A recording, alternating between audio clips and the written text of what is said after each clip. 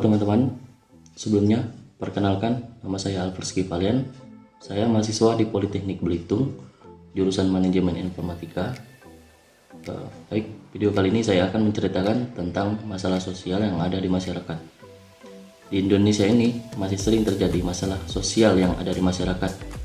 Sebelum itu, saya ingin menceritakan tentang masalah sosial yang ada di masyarakat.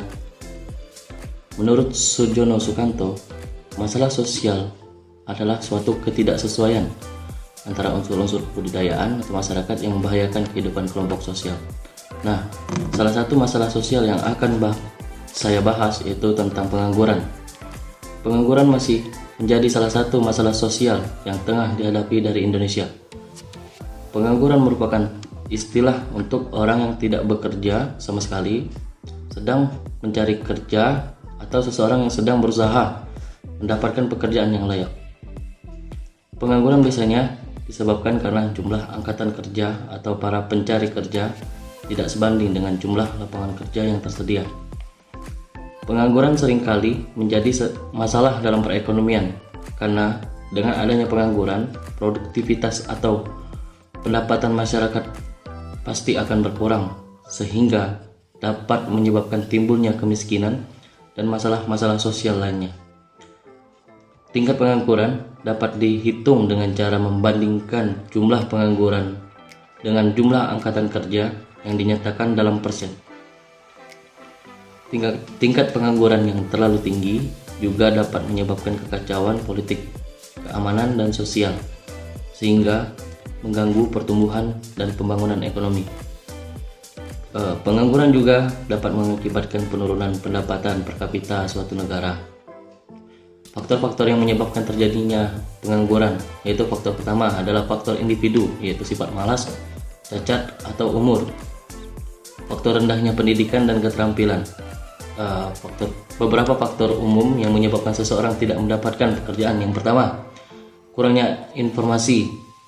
Kurangnya informasi ini dapat menjadi faktor yang paling berpengaruh. Hal ini diakibatkan keadaan lingkungan tempat tinggal yang tidak memungkinkan untuk terus mengupdate informasi tentang lowongan pekerjaan.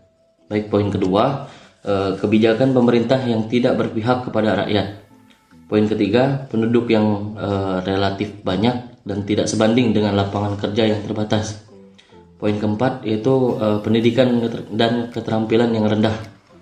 Poin yang kelima itu teknologi yang semakin modern sehingga tenaga manusia itu tidak lagi dibutuhkan. Menurut saya ada beberapa solusi dalam mengatasi pengangguran. Yang pertama adalah meningkatkan kualitas pendidikan. Seperti yang kita tahu bahwa pendidikan merupakan suatu yang sangat penting. Dengan pendidikan yang berkualitas, maka diharapkan mereka memiliki keterampilan yang baik, kualitas sumber daya manusia yang baik sehingga dapat menjadi pekerjaan, menjadi tenaga kerja yang terampil atau menciptakan lapangan pekerjaan. Solusi bagi saya yaitu yang cara meningkatkan investasi. Solusinya, investasi dapat membuka lapangan usaha.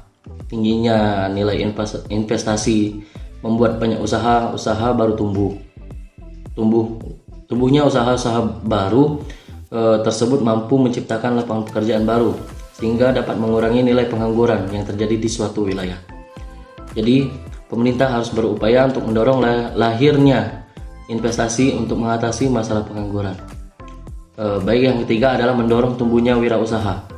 Kita tahu wirausahaan itu menjadi satu hal yang sangat penting dalam sebuah negara. Kewirausahaan dapat mendorong tumbuhnya usaha-usaha kecil di masyarakat sehingga mereka tidak selalu bergantung untuk mencari pekerjaan, namun mereka juga dapat menciptakan lapangan kerja baru. Solusi keempat itu adalah membentuk balai latihan kerja untuk meningkatkan keterampilan. Diharapkan mereka mampu memiliki skill dan keterampilan yang bagus. Dengan mengikuti berbagai program pelatihan yang selama ini dilakukan oleh pemerintah, dengan demikian mereka tidak lagi berpikir hanya sekedar mencari pekerjaan, namun dengan keterampilannya dapat menciptakan sebuah pekerjaan. Mungkin itu tentang permasalahan sosial yang saya lihat atau yang saya alami. Mungkin itu saja yang saya bisa sampaikan. Apabila saya ada salah kata, mohon maaf. Wabillahi taufiq wal hidayah. Wassalamualaikum warahmatullahi wabarakatuh.